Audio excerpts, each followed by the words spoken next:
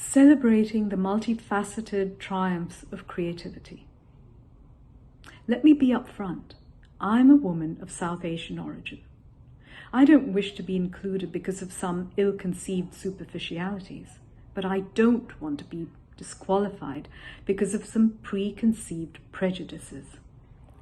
Consider me for what I am, not for the strangeness of my name or the color of my skin or my race or nationality or whatever other box I may fit into.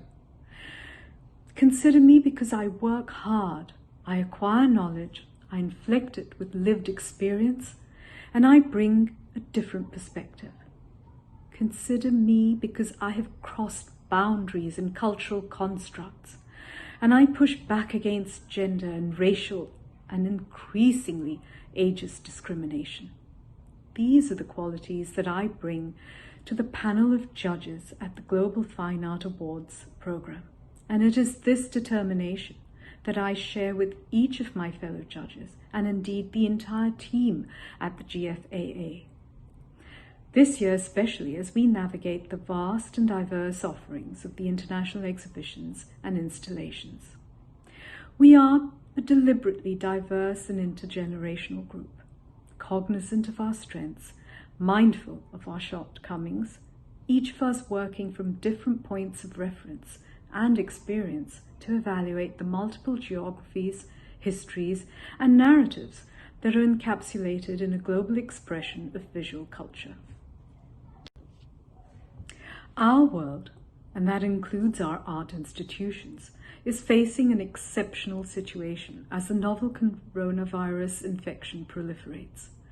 This pandemic has created a rupture in the very fabric of the world. Quarantine, containment, and self-isolation have upturned conventional patterns of living and working, and the possibility of experiencing art firsthand has been thrown into uncertainty. If the pandemic crisis has made us aware of the vulnerability of ourselves as humans, the murder of George Floyd exposed the harsh inequalities and inherent fragilities of our existing infrastructures. The protests, which reverberated globally, ignited an ardent call for alternatives to the status quo, and the need to explore radical solutions has been echoed in all the major urban centers of the world. In the art world, unequal access to spaces and resources has been intensified by the crisis, and existing mechanisms for exclusion have been exacerbated. We at the GFAA still believe, however, that art has the power to address issues of social injustice. It has the power to spur social action and instigate structural change, whilst promoting civic action and building communities.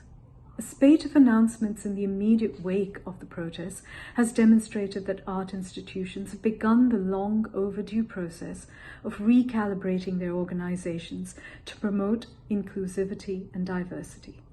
They are heeding the call to transform their spaces, and they are writing new histories to underscore the narratives of previously silenced groups. Since its inception in 2013, the GFAA has, and not as a response to an external call, been proactive in its role as a social actor, expanding and expounding diversity. Can we do better? Yes, of course we can, and we will keep trying to improve as we hope that art institutions escalate their endeavors to bring us visual feasts that will dissipate binaries and facilitate human understanding and acceptance.